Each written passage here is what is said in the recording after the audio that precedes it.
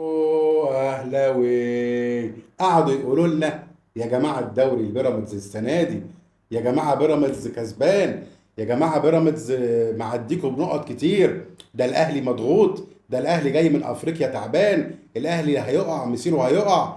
وفعلا الاهلي اتضغط كل 3 4 ايام مباراه، 3 4 ايام ايه؟ ده كل يومين 3 ايام مباراه. ده احنا لو خدنا 4 ايام ما بين مباراه ومباراه يبقى كده الاهلي ريح. فيعني اتضغطنا، واللعيبه رجاله، واللعيبه لعبت بروح. كولر قعد يعمل تدوير. النهارده شفنا خالد عبد الفتاح، اه هو اتطرد مش هنشوفه تاني بس شفناه النهارده. فالصراحه الف مليون مبروك للنادي الاهلي، اداء ولا اروع، اللعيبه مركزه. بيراميدز كسبناكوا ذهاب وعوده، تستفزونا بقى، تعملوا حركات غريبة، تزودوا في أسعار التذاكر. أهو الخطيب دخل الجمهور بالمجان، والنهاردة الجمهور، إيه العظمة دي؟ إيه الجمال ده؟ جمهور النادي الأهلي فعلا جمهوره ده حماه. ومحمد الشيبي نهاية يستحقها. يعني اللاعب راح للمحاكم وعايز يحبس الشحات وبيلعب بغل، ودخل في حسين الشحات دخلة صعبة قوي قوي قوي، لكن الحكم كان فير وراح للفار وكلنا شفناها طبعا، وتم طرد الشيبي. حب يعمل شوية مشاكل، شكله كان عايز يروح يضرب الشحات تقريبا. لو كان ده حصل انا كنت نزلت من البيت على الجري على استاد 30 يونيو وكنت جريت ورا الشيبي، ما كنتش سبته. ولكن الف مليون مبروك للنادي الاهلي. ويعني جماهير بقى الزمالك على جماهير بيراميدز على الحاج الاسيوطي اللي بيدعم بيراميدز النهارده. فيعني معلش، مع ان ده الاهلي، يعني اعملوا اي حاجه غير انكم تحاولوا تفرحوا في الاهلي.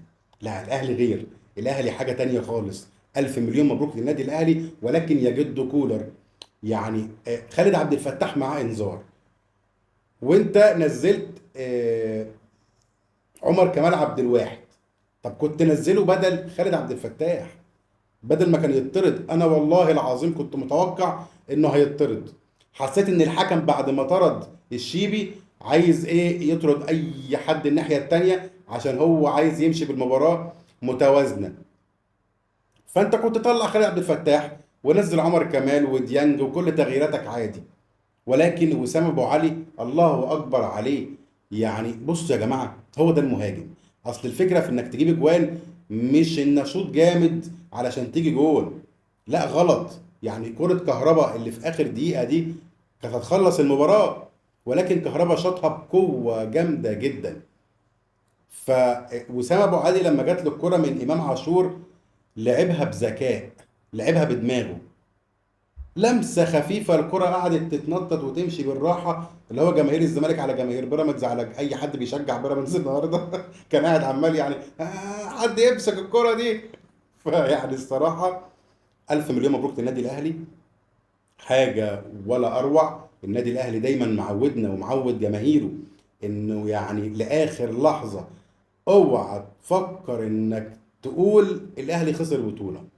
لا، لا مضغوط مش مضغوط، هو ده النادي الاهلي. ايا كان، ما هو انت عشان بطل فلما تضغط بيبان عظمتك ويبان كيان النادي الاهلي.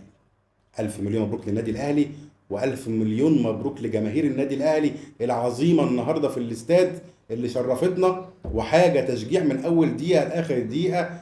ويعني حاجه جميله قوي، انا فرحان قوي الصراحه. وباذن الله باذن الله الدوري في الجزيره لسه يا جماعه، عندنا مباريات في الدوري، ان شاء الله نكمل تركيز في باقي المباريات. البيراميدز عنده الجمعه اللي جايه هيلاعب الزمالك، طبعا مباراه ما بين اتنين حبايب. احنا هنلاعب النادي المصري، مباراه تقيله قوي قوي قوي، نخلي بالنا. الاهلي بنحتفل مع الفوز بالدوري رسميا، اما يكون عدد النقاط خلاص اصبح ان محدش هيعرف يجيب نقاطك، ساعتها نقول الدوري اهلاوي. ولكن الف مليون مبروك للنادي الاهلي، نكمل تركيز يا رجاله، خلاص فاضل على الحلو دقه، نكمل تركيز. ومليون مبروك للنادي الاهلي، ومليون مبروك للجماهير العظيمه للنادي الاهلي. اشوفكم دايما بافضل صحه وافضل حال. شكرا ليكم، سلام عليكم.